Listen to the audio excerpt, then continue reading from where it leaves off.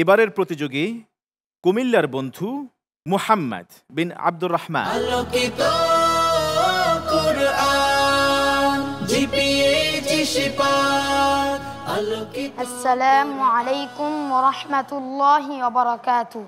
ওয়া আলাইকুম আসসালাম ওয়া রাহমাতুল্লাহি ওয়া বারাকাতুহু। মুহাম্মদ বিন আব্দুর রহমান জামিয়াতুল কুরআন ওয়ারি ঢাকার এই মাদ্রাসার ছাত্র। প্রতিযোগীকে প্রশ্ন করবেন ফদিলাতুশ শেখ ইয়াসির বিন আব্দুল্লাহ আল কুরাশি হাফিজাহুল্লাহ, বিজ্ঞ বিচারক। اقرأ من قوله تعالى: أعوذ بالله من الشيطان الرجيم، بسم الله الرحمن الرحيم. يا أيها الذين آمنوا ما لكم إذا قيل لكم انفروا في سبيل الله اثاقلتم إلى الأرض أرضيتم بالحياة الدنيا من الآخرة فما متاع الحياة الدنيا في الآخرة إلا قليل. أعوذ بالله من الشيطان الرجيم. بسم الله الرحمن الرحيم. يا أيها الذين آمنوا ما لكم إذا قيل لكم انفروا في سبيل الله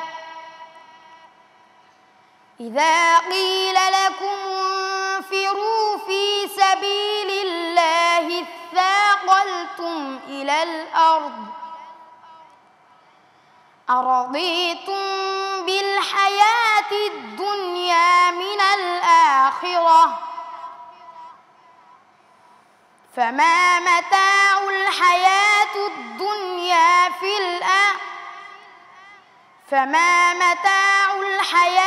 الدنيا في الآخرة إلا قليل. إلا تنفروا يعذبكم عذابا أليما ويستبدل قوما غيركم ولا تضروه شيئا والله على كل شيء قدير. إلا تنصروه فقد نصره الله إذ أخرجه الذين كفروا ثاني اثنين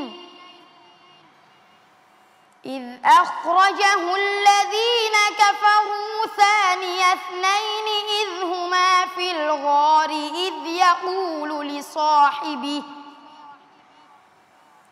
يقول لصاحبه لا تحزن إن الله معنا فأنزل الله سكينته عليه وأيده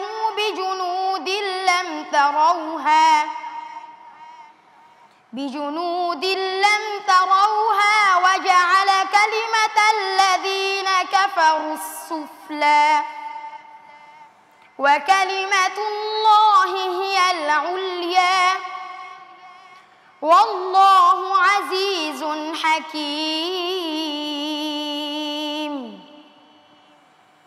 انفروا خفافا وثقالا وجاهدوا بأموالكم وأنفسكم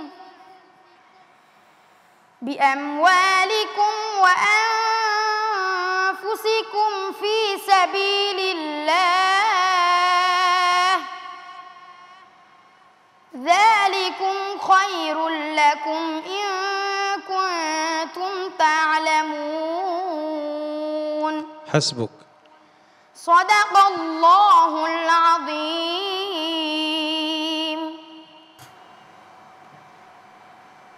মুহাম্মদ বিন আব্দুর রহমান, কি অবস্থা?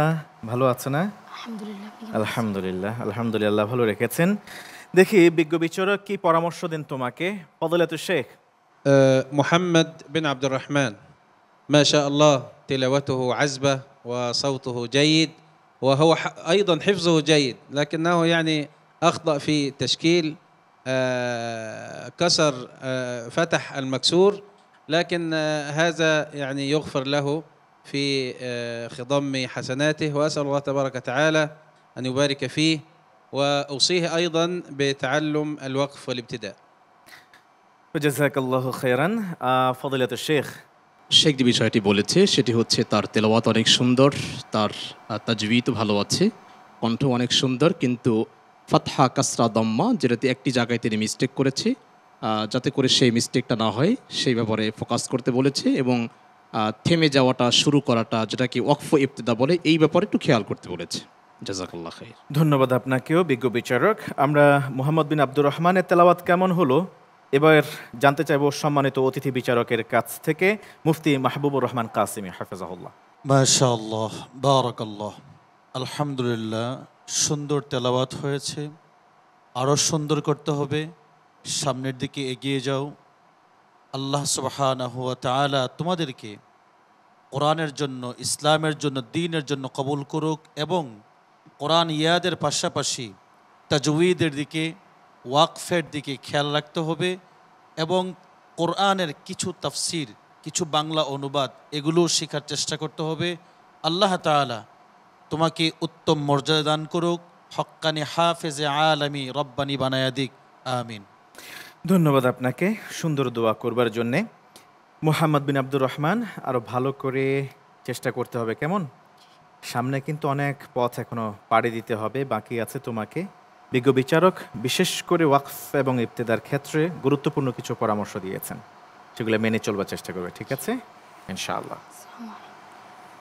আসসালামু আলাইকুম ওয়া রাহমাতুল্লাহি ওয়া বারাকাতুহু।